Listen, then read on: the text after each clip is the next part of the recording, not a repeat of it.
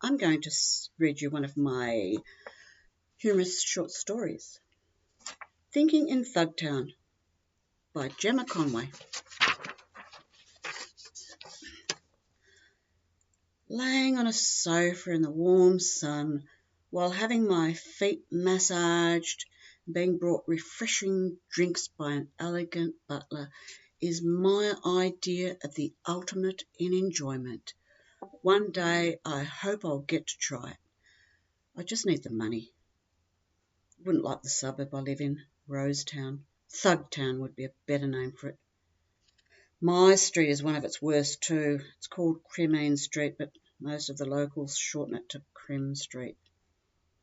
My house is definitely one of the more attractive ones, though. People walking past look at my front yard admiringly, and so they should. Nobody else has got a lawn a metre high dotted with yellow flowers. I'm thinking of turning it into a miniature wildlife park. All sorts of creatures have made it their home. I saw a snake in there the other day. My car doesn't thrill me, but it fits in nicely with the tone of the area. I couldn't tell you what brand it is because the sign fell off before I bought it. It's dishwater grey. It used to be green, I think. I have an awful lot of trouble with it. The biggest problem is that it's very easy to steal, and I have to spend my valuable time finding out where it's been abandoned. The local gangs must have started feeling sorry for me, though, because last time they'd repaired it. I desperately need new brakes at the moment, but I can't afford it. Buying the house took all my savings. I only wanted to offer $30,000, but the pushy real estate agent made me offer $35,000. You know how they get. When I said no, he told me I wouldn't be leaving his office until I did as I was told. After I signed the contract, I should have knocked a full ashtray onto the floor or kicked a chair over, but I was too angry to think straight. I know $35,000 isn't much for a house now.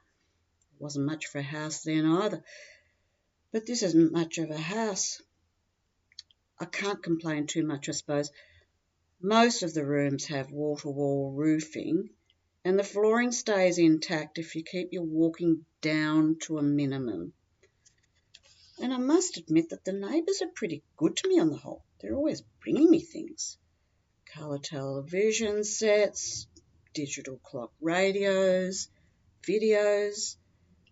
I sell most of the stuff and buy furniture and food. I can't afford an awful lot of food on top of my house repayments, and this is how much I like to eat. I've started growing veggies in my backyard now, and I hope to get a chook soon. I just have to catch one. I've already managed to catch a wild pig, which I'm looking forward to eating when she's fully grown. I hope this will be soon because she's becoming quite uncontrollable and vicious. Her name's Griselda, but lately I've started shortening it to Grrr. One day I want to live on a farm and be self-sufficient. I'll keep sheep, goats, cows, pigs, chooks, turkeys, and gorillas. Gorillas make cheap farm help if you know how to control them, and I do. My brother used to be a gorilla before he started seeing the psychiatrist. I'll grow crops too, like oats, wheat, barley, rye, and muesli.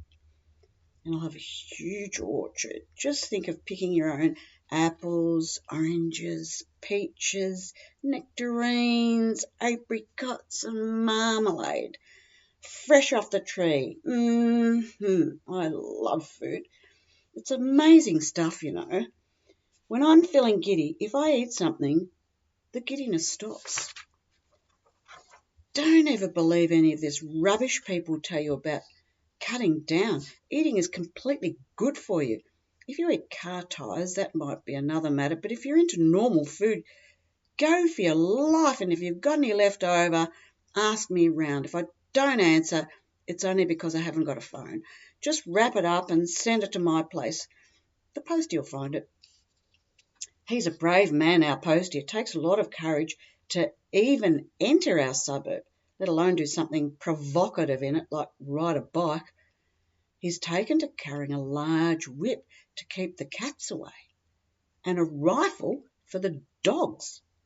For the youths, he's got a hand grenade, which he's not, strictly speaking, supposed to use on them, but occasionally he takes it out of his pocket and temporarily removes the pin. It seems to do the trick.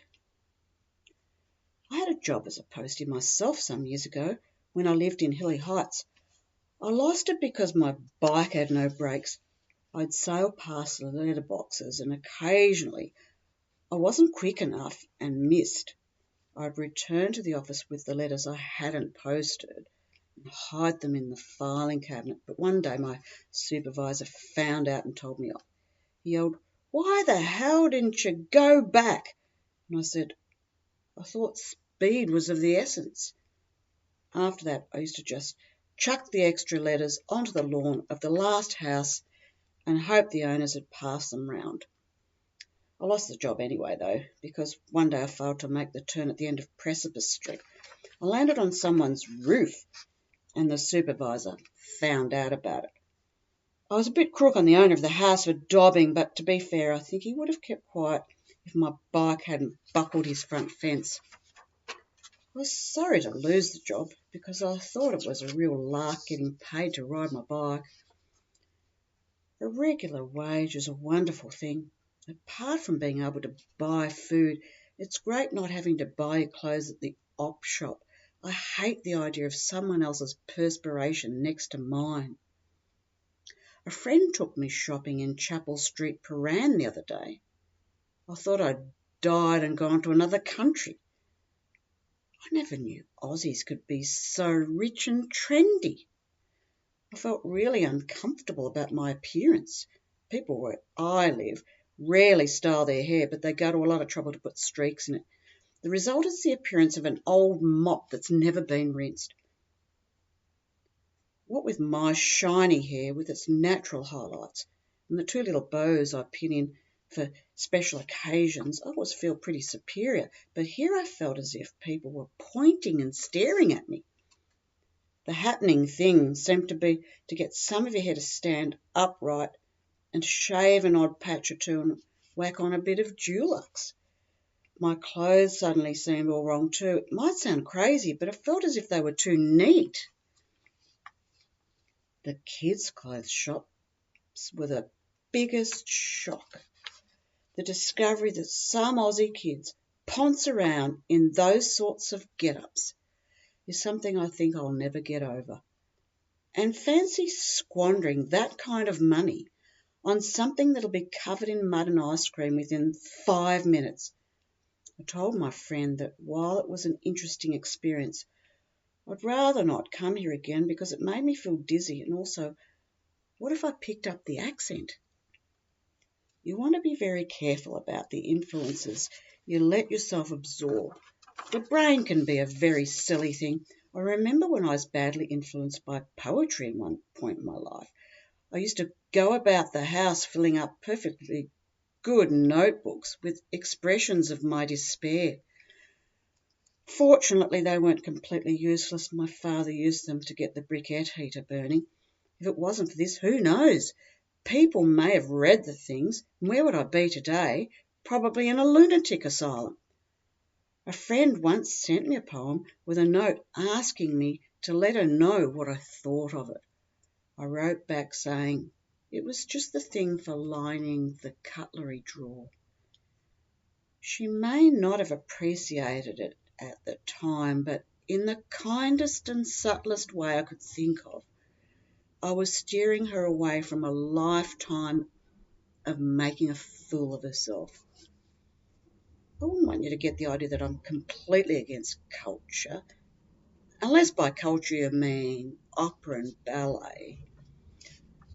I believe that when people get heavily involved in things like that, part of their brain stops working. Before you know where you are, they start thinking they're a swallow or a fairy. This happened to my sister when she learnt ballet, so my father made her stay home and watch television instead. That's one thing I can say about this area. You don't catch anyone going to ballet classes or violin lessons. If they get any strange urges like that, they go off and get another tattoo. Of course, there are different types of culture. There's the nose in the air kind, and then there's cultures of people from different parts of the world. The odd bowl of fried rice or toss of a boomerang adds a certain something to life I'd be sorry to see it deprived of. But spending a lot of time growing fat and making your voice bounce off the back wall of a large hall seems to me to be a terrible waste of a life. What I recommend, if anyone ever says they're thinking of going to see a ballet or an opera, is that they go to a football match instead. Football's prevented many a bout of insanity. After screaming and yelling at the players and calling the umpire the sort of names you'd call some thug who's just run off with your wallet, you'll come home with a whole new viewpoint. You'll find yourself questioning the wisdom of spending time in a theatre watching someone lie on the ground and sing loudly, or alternatively dance as if they've got sharp stones in their shoes while you make yourself pretend they're really dying. Always remember the importance of normality. If you're going for a job, the normal person will get it over the abnormal one any day. And it makes your friends feel uneasy if they think you might suddenly dress up in their curtains and dance around the lounge room or something. So steer away from poetry, ballet and opera. I can't give you any better advice for life than this. Well, I have to go now. It's nearly night time and I've got to go and close all the windows before any goblins get in. The end.